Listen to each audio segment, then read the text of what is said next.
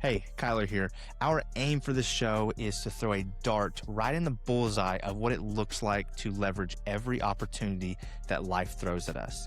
I hope you find value in today's episode.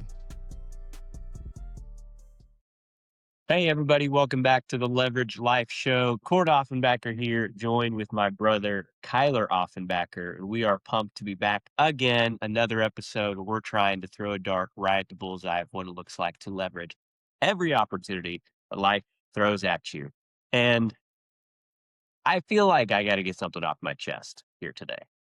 Let's hear it. Just confession, whatever you want to call it, that I'm not, fully comfortable talking about, but for the first time ever, I lost in golf to Kyler. First of all, it's not the first time ever. That's a lie. It is the first No, time it's ever. not. When was It's the other time you beat me? I cannot plenty, remember it. plenty of times. I can count them Plenty of time. Yeah, name one. all on one hand. Yeah. I mean, for the first time I recall, Yeah. I was beat in golf by Kyler on a technicality, I will add, on the last hole. Maybe a mulligan thrown in there on his part, but credit where credit's due. We'll give him a pass. I'm coming for you next time. That's Yeah, all well, I'll we've say. got a couple tee times next week, so we'll have more times to play, obviously. That's exactly right. That's exactly right. Um, well, kick off, of course, with that story because it makes me think of the, relational nature of our business and how many deals are done on a golf course in many industries, but especially in the insurance, finance world. I mean, you name it. Some of the best conversations actually happen on a golf course, regardless of who wins or lose. I'm not concerned about that. Clearly, I don't know what you're talking Obviously. about. Um, but deals happen on the golf course, deals happen through relationships. Cases are built on trust. And it's a small world when you get into this niche that we found ourselves in. And it's all about the relationships. I mean, we were talking to a guy over lunch, a couple weeks ago that he was saying it's just such a small world that if you burn a bridge, you're out, essentially. You are not invited to have a seat at the table anymore with these types of rollers and the people that we do business with. And you're not invited to that tea time at the local country club. It just does not happen. If you don't carry yourself in a manner where there's actual trustworthiness and integrity. And that's for us, for Kyler and I, character is the most important thing that we can bring into this business. Our integrity is not worth sacrificing for any dollar amount. And I think that's so important to harp on and say and just nail down on every single episode, and especially right here as we talk about the long haul of operating and taking care of a premium finance case. It's built on trust and it's built on relationship because at the closing, when the case actually goes through, that's not when the case ends. The case is a long haul thing. It's actually where the deepest part of the relationship starts to begin, and it starts to grow. And our reputation, we bank on that integrity, that willingness to say in confidence, okay, we're actually not going to lie to you, and we're going to walk alongside you and build a deep relationship and be the types of guys that you would want to play golf with, that you'd wanna go get a meal with and wanna go split a steak with or something. Those are the types of people and the types of friends that we like to be for our clients, so we can actually have an established relational trust, because everything else that we do is built on that alone. So today we wanna go in and dive deep on what it actually looks like to maybe think long term with a premium finance case, what our reputation and our integrity looks like in the process, and then what it means to actually show up for someone over the long haul, and how relationships drive everything, and how we're looking over the long haul with people in the trenches monitoring these cases. Absolutely. Cord, yeah, we literally talked like 2 days ago, kind of about some of this stuff with trusts and how we talk with advisors, CPAs, real estate or attorneys. And one thing that we always want to tell them, number one, is if it's in a financial advisor, like we're not taking your client. Okay, number one, that's not our Mhm. goal. And number two, we're not trying to solve a problem that doesn't exist. So those two things specifically are very, very important, obviously, for referral partners, but it just is what it is. Like, we've got to be able to build that trust with the referral partners and those people we need to collaborate with, but that transcends into the client as well. So, like, because we're always going to tell the client, we're not trying to solve a problem that doesn't exist. And I Mhm, think that is something that's kind of important and kind of a breath of fresh air, if you will, maybe on the client side or maybe the advisor side, because a lot of insurance agents in the industry will literally just try to sell any policy to anybody. And that is, in a lot of ways, kind of people get a kind of bad taste in their mouth when, a life insurance agent calls or something like that. They're trying to just get the next deal so they can make money. And to their extent, like, yeah, they've got to make money. They've got to be able to provide for their family, but you can't do that at the expense of selling something or a product that's not helpful for somebody, obviously. And so, anytime we talk to a client, we've got to be able to educate them and say, hey, we are not trying to solve a problem that doesn't exist. We have to find out if you have a problem and is mhm, this something that does even solve that problem in the first place? If it does, then it's worth, a conversation. If it doesn't solve any problem that they have, then we're not going to do it. It doesn't make any sense. And so mhm, I think that's just kind of a really good foundational place to start when it comes to building trust, building relationships, because it's all built on that transparency. And so when we talk about the kind of the technical side of premium finance, or like managing these cases over time, it is a long-term deal. I had someone tell this to me the other day. Premium finance is kind of like marriage. It's meant for the long haul. It's meant for the long term. You can get out of it, but it's going to cost you. And so it's meant for the long term. And so we have to educate people on the front end that we're going to be by your side. We're going to be in your corner for the next 10, 15, 20 years, right? It really spans to be like a multi-generational type of relationship.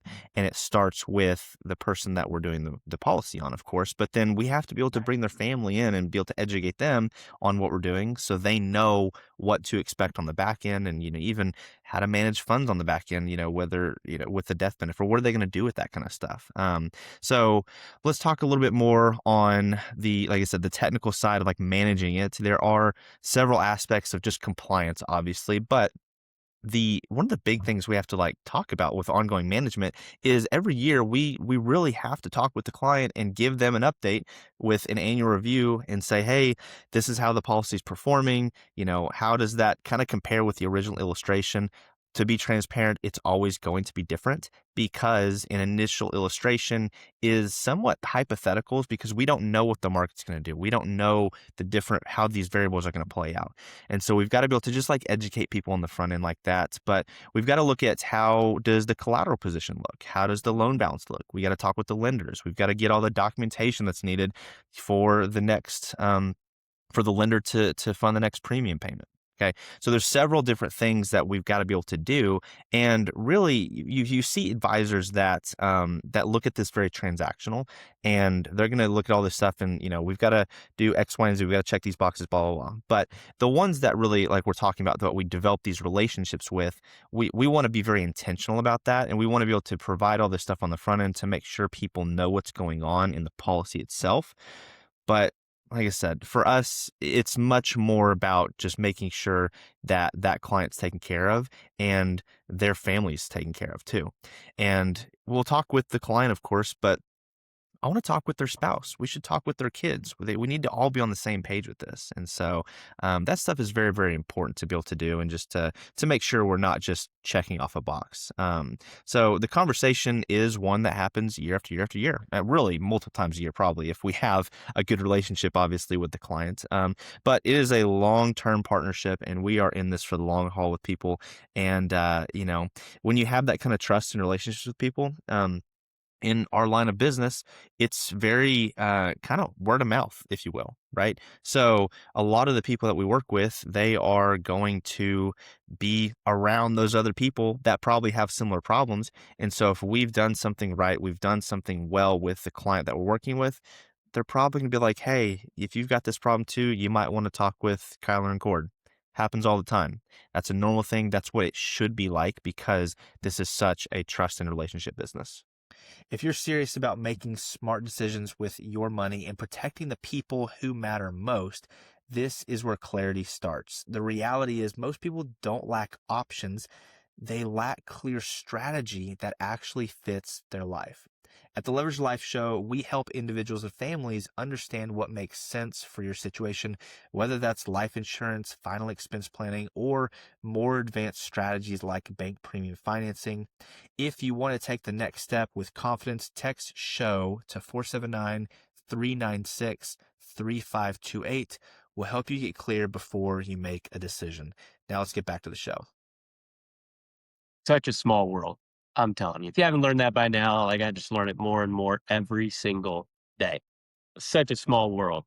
It makes me think of a story of one of my close friends. Back in college, he lost his mom unexpectedly. And it was cancer diagnosis, just the worst, a really short, progressive, aggressive form of it. And um, really devastating. So, of course, we rally up a crew and we go to the service, the memorial service. It was powerful. She lived a beautiful life and had a huge impact. And of course, he's a great guy. He carries on that impact. Um, but we met every Tuesday because he was a close friend. And we had the same time on the calendar, 9 a.m. And we would get coffee together. We'd get breakfast. We'd just sit and we would just talk. And that wasn't anything crazy. It's not like it was anything powerful or meaningful every Tuesday, but in that big moment of his life, he was, of course, blown away by all the support he had had at the service and everything. But 6 months down the road, we're still meeting every Tuesday.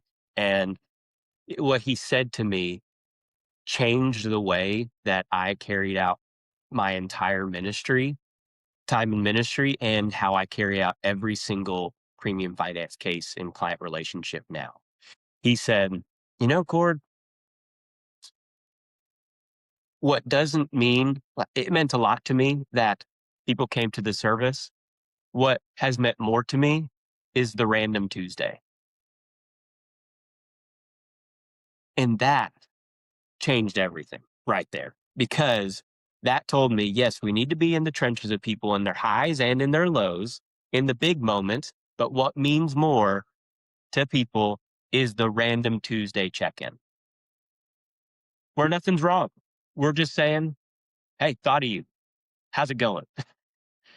Or how'd your son play in his hockey game or his baseball game the other day? I know you were coaching that team. Just something random to show that intentional thoughtfulness goes so far. And of course, we're going to do our job and be excellent on the policy side and on the detail side and on the premium finance side, because you can't just be really good at intentionality and not be really good at the work too. You got to be good at both. But that's where that check-in really comes. So that way, when the annual check-in and the annual review comes along, it's not like it's the only time they've heard from us in the entire year. I'd at least like to check in a little bit and make sure things are going on track. And most importantly, just see, hey, how's life going? Snag around to golf here and there. I think that's incredibly important. It was so important in ministry, in my time as a pastor, and I'm just carrying that straight into this business as well. I think it is the most incredible thing and most important thing to carry on that relationship, because that's what builds the long-term trust. And it's earned year after year after year. We have to earn our right to be heard. Hmm. Cord, that's such a powerful story. Like, I was kind of like, getting chills a little bit, because like that's so impactful for the person that like was living through that, because like you said, there's going to be times where you're going to rally people up. They're going to be with you, but it's going to be that random Tuesday text that it's like, hey, I'm still here kind of thing. Like, Mhm. what do you need? Like, let's go grab lunch. Let's go grab breakfast. Let's go just meet up and talk. So, man, that's really powerful. And I think that's what's really unique about kind of both of our backgrounds. Very different, obviously. You coming from like a pastoral, like ministry setting where obviously that's very, very relational. But on the healthcare side, a lot of people may or may not know that I'm a physical therapist. And so within healthcare, the profession of physical therapy is probably one of the most relational Mm. in like professions within healthcare because we have the opportunity to be with a patient for, I mean, depends on how long, the treatment session is 30 minutes, 45 minutes, an hour. But most time, like with what I do, it's an hour long session, right? It's one on one. Mm, And that's very, very different compared to the majority of healthcare. Normally, when you go to your PCP, you're going to see him for like 5, 10 minutes, say, hey, cool, things are going great, how's family, whatever. It's very kind of surface level. But man, you get those deep relationships when you're just in the trenches with people and you're kind of mhm, walking with them. And I still have people that I worked with 5 years ago that I'm in contact with. One of them, my very first job, he was one of my very first patients, and we're still really good friends. He's actually a very successful business owner here in Northwest Arkansas, and he's one of my mentors. mm. So, you just never know the kind of impact that relationships can have on both ways. And so, like I said, it's such a cool picture of how relationships work, and how that our different experiences that come together to be able to make something like premium finance work so well for people. So, Cord, yeah, I think that's solid for today. So, well, why don't you take it home and kind of wrap up for today? Okay. Well, I think it's so close and important for us to just remind everyone we're not chasing the next deal, we're building the next relationship. It's good. That's what we do. We're not chasing the next deal, we're building the next relationship because relationships drive everything. So here's a thoughtful question, intangible question for you today as you're thinking about the people in your portfolio and that manage your finances or look at your investments and where the dollars are going and the people in your life. How long have you been with that relationship? And what does that relationship look like? We have people that we've connected with that it is impossible to get a hold of their CPA. They don't respond to their emails.